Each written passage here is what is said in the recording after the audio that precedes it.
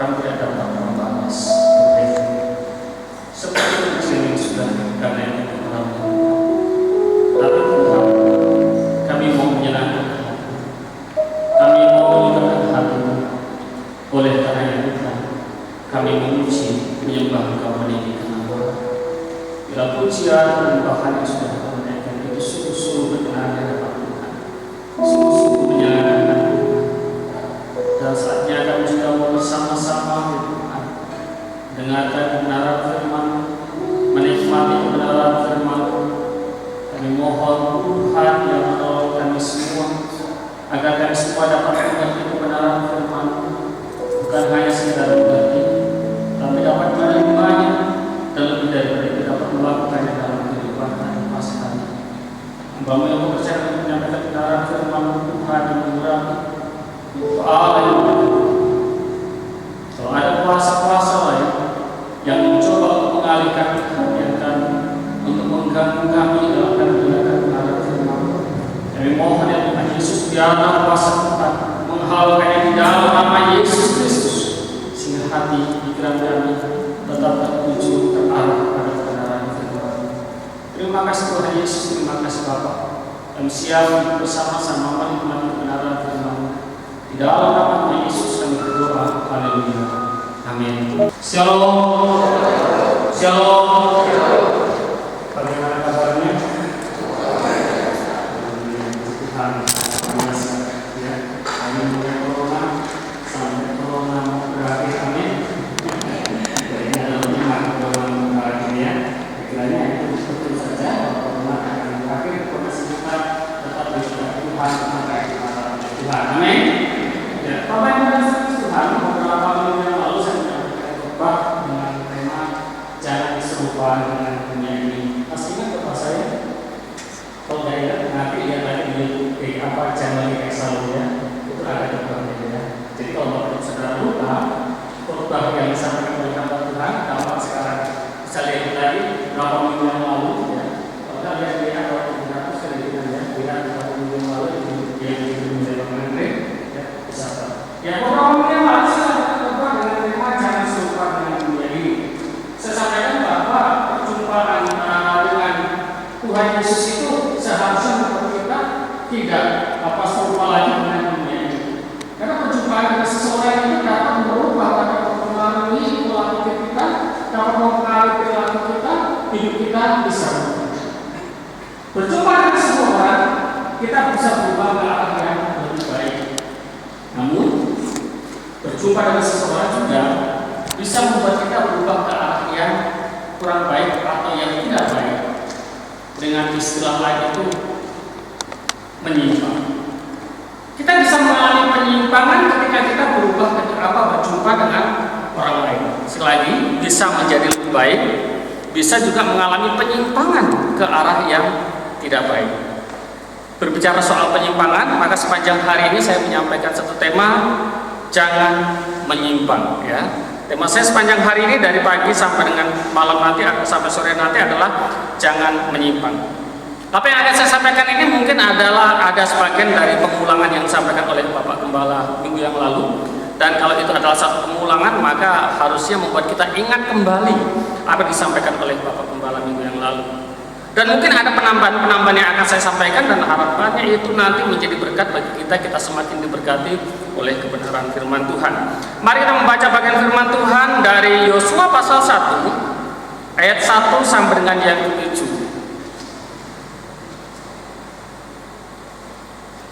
Yosua pasal 1 ayat 1 sampai dengan yang ke-7.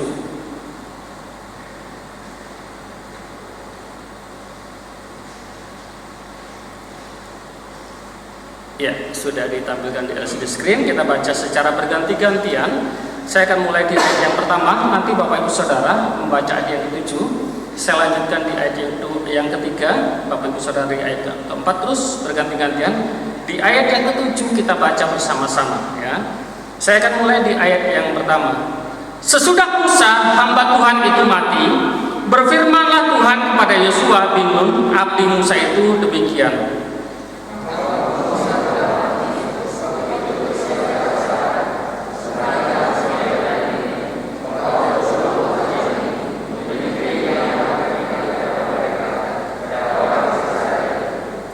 Setiap tempat yang akan diinjak oleh telapak kakimu, kuberikan kepada kamu, seperti yang telah kujanjikan kepada Musa.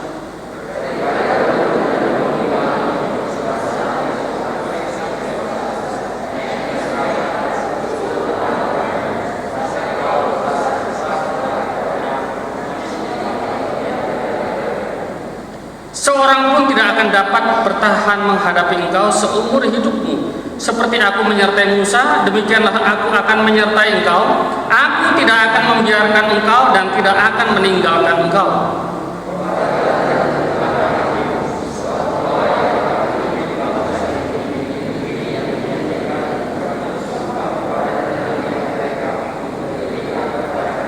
Ayat 7 sama-sama, 1, 2, ya. Hanya kuatkan dan teguhkanlah hatimu dengan sungguh-sungguh. Bertindaklah hati-hati sesuai dengan seluruh hukum yang telah diperintahkan kepadamu oleh hamba Musa. Janganlah menyimpang ke kanan atau ke kiri, supaya engkau beruntung kemanapun engkau pergi. Ya. Jadi di ayat yang ke-7 di bagian terakhir dikatakan janganlah menyimpang ke kanan atau ke kiri. Janganlah menyimpang ke kanan atau ke kiri.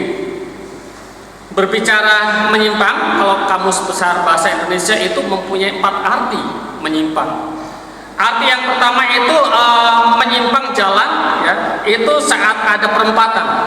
Biasanya kita ngasih petunjuk arah, nanti setelah sampai perempatan kita menyimpang ke kiri atau menyimpang ke kanan. Kalau di bahasa Sono pusing kan gitu ya, pusing, puter ya, atau belok kiri, belok kanan. Lalu yang berikutnya adalah membelok supaya jangan melanggar atau terlanggar. Misalnya kita jalan, kemudian tiba-tiba di depan ada truk yang berhenti mendadak, kemudian kita langsung ambil ke kiri supaya jangan nabrak, istilahnya seperti itu. Kita menyimpang ke kiri. Lalu ada yang berikutnya yang ketika tidak menurut terhadap apa yang sudah ditentukan, tidak sesuai dengan rencana, itu dalam Kamus Besar Bahasa Indonesia. Dan yang keempat adalah menyalahi dari kebiasaan. Jadi ada 4 arti. Sedangkan dalam Wikipedia, kalau kita lihat di handphone kita, di Android, itu menyimpang itu adalah perilaku yang biasa dikenal dengan istilah penyimpangan sosial. Istilah penyimpangan sosial atau perilaku yang tidak sesuai dengan norma sosial di masyarakat. Jadi perilaku yang tidak sesuai dengan norma sosial di masyarakat atau di suatu kelompok, atau aturan yang telah diinstitusikan, yaitu aturan yang telah disepakati bersama dalam sistem sosial. Itu pengertian menyimpang baik dari Kamus Besar Bahasa Indonesia ataupun dari Wikipedia. Nah, lalu apa yang dimaksud dengan menyimpang di dalam Yosua pasal 1 ayat 7 yang dikatakan janganlah menyimpang ke kanan atau ke kiri supaya engkau beruntung kemanapun engkau pergi. Yang dimaksudkan tentu saja bukan seperti yang ada di Kamus Bahasa Indonesia belok ke kiri ketika ada perempatan, bukan. Karena setiap jalan pasti ada belok ke kiri, belok ke kanan, nggak mungkin kita lurus terus. Kalau lurus terus nanti kita bisa nabrak tembok atau nyebrang laut seperti Musa pada waktu itu, sehingga harus nyebrang laut ya. Nah, tetapi pasti ada belok kiri, belok kanan. Bukan itu yang dimaksud.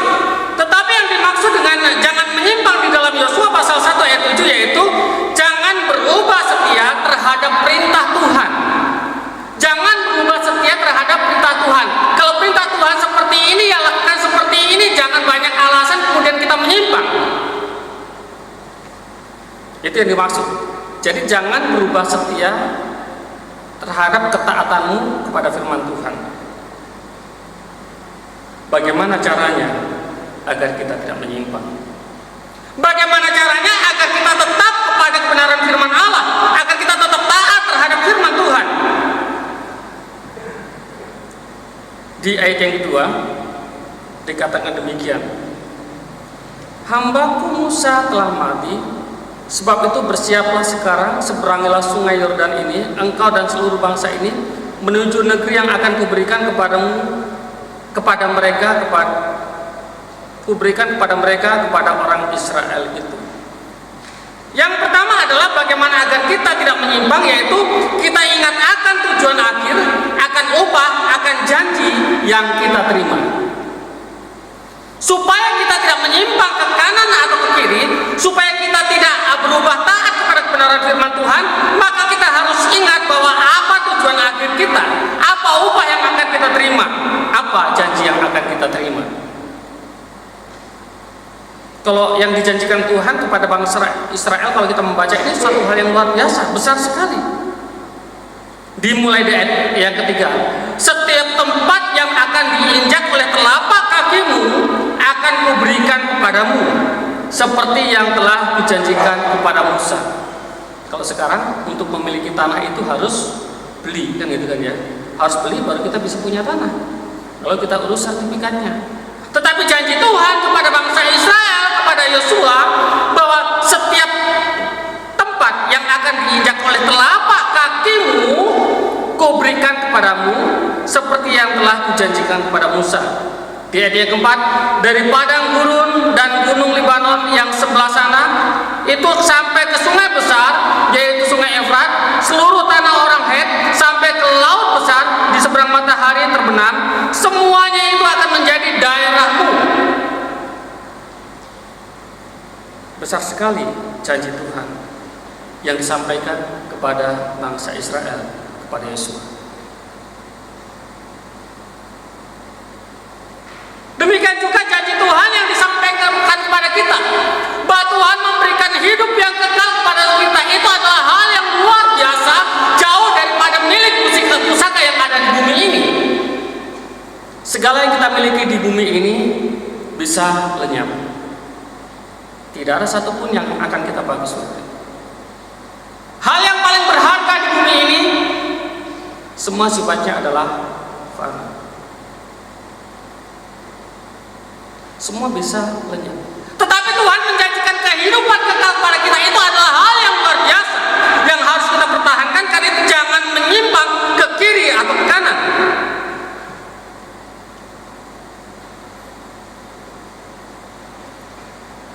Bapak, Ibu, dan Saudara Tuhan, bangsa Israel mulainya adalah bangsa jajahan Mesir. Tahu sendiri bahwa bangsa jajahan itu sangat menderita, sangat berat hidupnya. Mereka berjuang, bekerja keras, nanam segala macam, tetapi mereka tidak menikmati hasilnya. Mereka diperas seperti sapi perahan. Mereka menjerit kepada Tuhan, mereka teriak kepada Tuhan, dan Tuhan dengar teriakan mereka. Lalu Tuhan membebaskan mereka. Dan Tuhan menjanjikan satu tanah pusaka, tanah yang berlimpah dengan susu madunya, tanah yang menjadi dambaan semua orang. Semua orang mengharapkan tanah yang subur. Kalau seorang petani ingin membeli tanah, pasti dia ingin membeli tanah yang subur. Tidak mau dia membeli tanah yang gersang. Dan ini dikatakan bahwa tanah yang subur, yang berlimpah susu madunya, di dalam Keluaran pasal 3 ayat 8. Tetapi Tuhan berpesan kepada mereka, jangan menyimpang ke kiri atau ke kanan. Mereka harus benar-benar taat kepada perintah Tuhan. Pemberontakan terhadap perintah Tuhan membuat banyak di antara mereka yang tidak sampai kepada janji itu, ke tanah Kanaan. Dari banyak bangsa Israel yang keluar dari tanah Mesir, tetapi tidak sampai ke tanah Kanaan karena mereka menyimpang dari perintah Tuhan. Bangsa Israel termasuk bangsa yang tegar tengkuk. Berkali-kali mereka mengalami tanda mujizat, berkali-kali Tuhan berfirman kepada mereka, tapi seringkali mereka menyimpang dari firman Tuhan, menyimpang dari kehendak Tuhan, sehingga mereka tidak sampai ke tanah Kanaan. Jadi Bapak, Ibu, dan Saudara Tuhan, ingatlah akan janji yang besar yang sudah Tuhan janjikan kepada kita, upah yang besar yang akan kita terima, sehingga kita tetap berpegang teguh kepada firman Tuhan, tidak menyimpang ke kiri ataupun ke kanan. Dan yang kedua, bagaimana agar kita tidak menyimpang ke kiri atau ke kanan? Di ayat yang kelima dikatakan, seorang pun tidak akan dapat bertahan menghadapi engkau seumur hidupmu. Seperti aku menyertai Musa, demikianlah aku akan menyertai engkau. Aku tidak akan membiarkan engkau dan tidak akan meninggalkan engkau. Aku akan menyertai engkau, aku tidak akan membiarkan engkau, dan aku tidak akan meninggalkan engkau. Yang kedua adalah ingat akan penyertaan Tuhan. Yang pertama tadi supaya kita tidak menyimpang dari kebenaran firman Tuhan, ingat akan janji Tuhan, ingat akan upah yang akan kita terima, ingat akan tujuan akhir kita. Yang kedua adalah ingat akan penyertaan Tuhan. Untuk mampu bertahan, tidak menyimpang ke kanan dan ke kiri, ingat akan penyertaan Tuhan. Kadang-kadang karena beratnya tekanan hidup, kita merasa tidak sanggup. Apalagi dalam situasi seperti sekarang. Yang sering mengalami itu biasanya adalah orang tua. Anak-anak ada juga yang stres juga belajar di rumah, tapi ada juga yang enjoy. Kalau gurunya kasih tugasnya itu ringan atau jarang kasih tugas, itu anaknya enjoy di rumah. Main game, main apa segala macam, itu seperti itu. Tapi kadang-kadang ada juga yang justru belajarnya lebih berat daripada di sekolah. Kalau di sekolah itu biasanya pulang jam 12:30 atau jam 1, lalu nanti sampai rumah kerjakan PR, siang udah selesai. Ini kadang-kadang sampai malam hari masih kerjakan PR sampai lembur, karena banyaknya tugas yang diberikan oleh guru. Dalam situasi yang sulit seperti ini, banyak orang yang mengeluh beratnya hidup ini. Mampukah saya bertahan?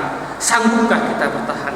Kita merasa tidak ada lagi yang mampu menolong kita, sehingga kita memilih, kita memutuskan untuk menyimpang jalan. Banting setir, tapi tidak dengan cara yang baik. Banting setir, alih profesi, tetapi tidak dengan cara yang berkenan di hadapan Tuhan. Halal haram hantam habis, yang penting bisa makan. Halal haram hantam habis, yang penting bisa menyambung hidup. Karena merasa beratnya tekanan, dan kita berpikir tidak ada yang bisa menolong kita. Bapak Ibu dan Saudara Tuhan, kita mesti ingat bahwa kalau kita ada sampai dengan hari ini adalah penyertaan Tuhan. Tanpa penyertaan Tuhan, kita tidak ada sampai dengan hari ini. Dan Tuhan berjanji kepada kita, Tuhan berjanji kepada bangsa Israel, kepada Yosua termasuk kepada kita. Ingatlah bahwa tidak ada seorang pun yang dapat bertahan menghadapi engkau seumur hidupmu. Seperti aku menyertai Musa, demikianlah aku menyertai engkau. Aku tidak akan membiarkan engkau dan tidak akan meninggalkan engkau. Tuhan berjanji tidak akan membiarkan kita, tidak akan meninggalkan kita. Sampai dengan detik ini, Tuhan masih menyertai kita. Karena itu jangan menyimpang ke kanan atau ke kiri. Jangan berubah ketaatanmu kepada kebenaran firman Tuhan. Karena Tuhan menyertai engkau dalam situasi yang sulit sekalipun. Tuhan tidak pernah meninggalkan kita. Dalam situasi yang berat sekalipun, Tuhan selalu bersama dengan kita. Seharusnya Bapak Ibu dan saudara yang dikasihi Tuhan, kita bersama-sama memiliki pemahaman seperti ini, dan kita selalu ingat kalau kita ada sampai dengan hari ini karena penyertaan Tuhan. Dan karenanya jangan kita pernah menyimpang dari apa yang dikehendaki oleh Tuhan. Karena seberat apapun persoalan yang kita hadapi, Tuhan menyertai kita. Tuhan tidak pernah meninggalkan kita. Itu yang kedua. Masih ada waktu 5 menit lagi. Yang ketiga, bagaimana agar kita tidak menyimpang ke kanan ke kiri? Kita harus kuat dan teguh hati.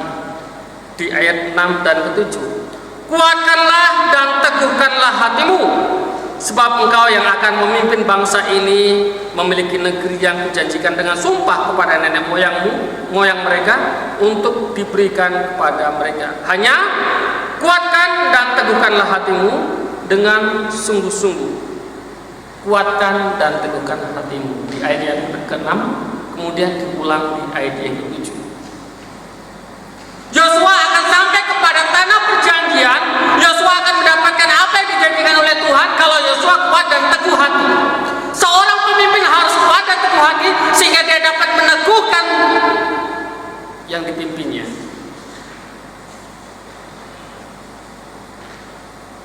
Dalam ilmu kepemimpinan, kita semua adalah pemimpin. Bapak-bapak, adalah pemimpin dalam keluarga, kepala keluarga. Kalau bapak-bapak tidak kuat, tidak teguh, bagaimana dia mau meneguhkan istri dan anak-anaknya? Ibu-ibu juga pemimpin. Ketika bapaknya bekerja atau bapaknya tidak ada di rumah atau bapaknya merantau, ibu-ibu menggantikan ayah, posisi ayah di rumah. Kalau ibu-ibu tidak kuat, tidak teguh, bagaimana dia akan menguatkan anak-anaknya? Seorang kakak juga dia pemimpin bagi adik-adiknya. Jadi setiap kita adalah pemimpin.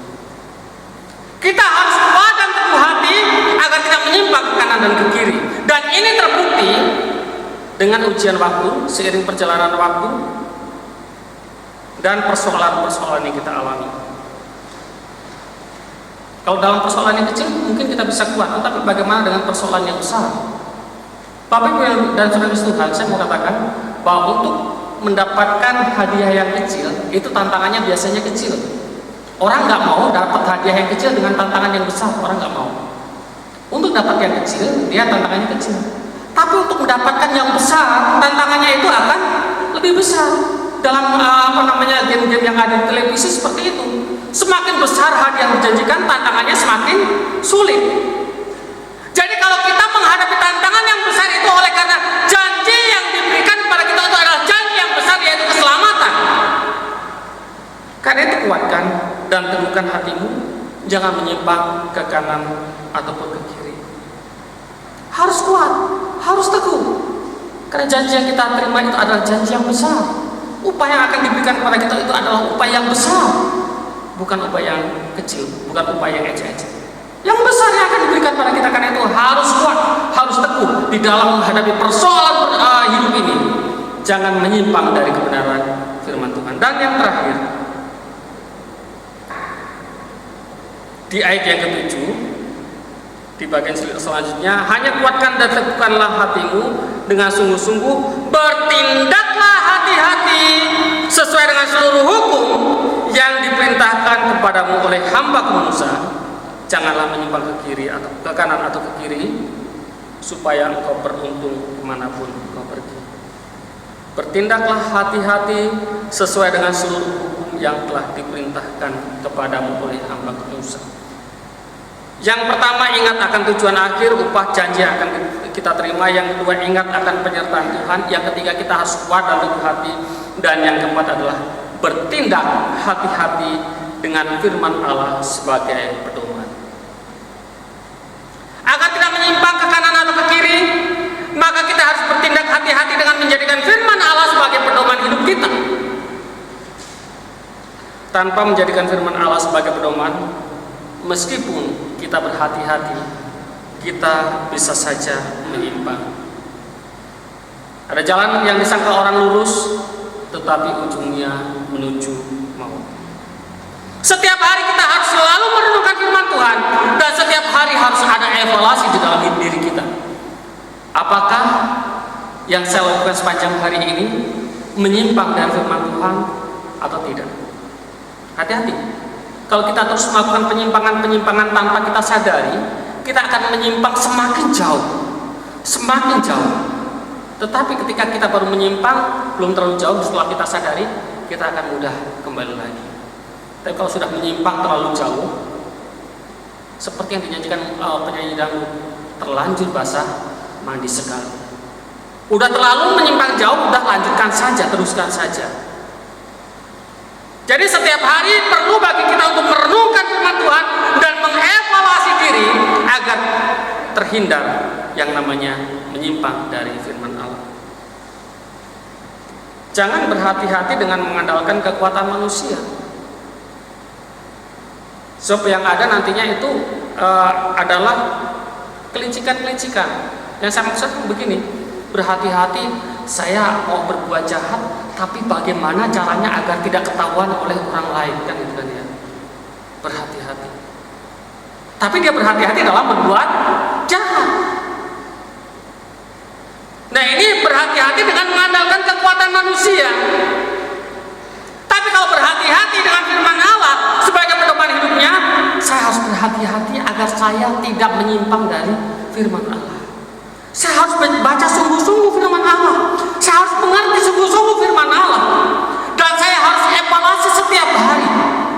sehingga apa yang saya lakukan tidak menyimpang dari firman Allah. Setelah kita mengalami perjumpaan dengan Tuhan Yesus Bapa itu dan Yesus Tuhan, kita sudah mendapatkan janji dari Tuhan. Kita sudah mendapatkan apa yang akan diberikan kepada kita. Kita mendapatkan penyertaan pada Tuhan. Kita mendapatkan kekuatan dari Tuhan. Dan Tuhan sudah memberikan firman-Nya kepada kita. Karena itu, jangan menyimpang ke kanan ataupun ke kiri. Kiranya firman Tuhan menjadi berkat bagi kita sekalian. Amin. Tuhan Yesus, kami bersyukur kebenaran firman-Mu yang mengingatkan setiap kami pada pagi hari ini. Biarlah Engkau menerangkan firman-Mu di dalam diri kami masing-masing. Jadikan kami pelaku-pelaku firman-Mu sehingga kami tidak menyimpang ke kanan ataupun ke kiri sampai Tuhan memanggil kami, sampai akhir hidup kami. Menerangkan firman-Mu di dalam diri kami masing-masing. Dalam nama Tuhan Yesus kami berdoa dan mengucap syukur. Haleluya. Amin.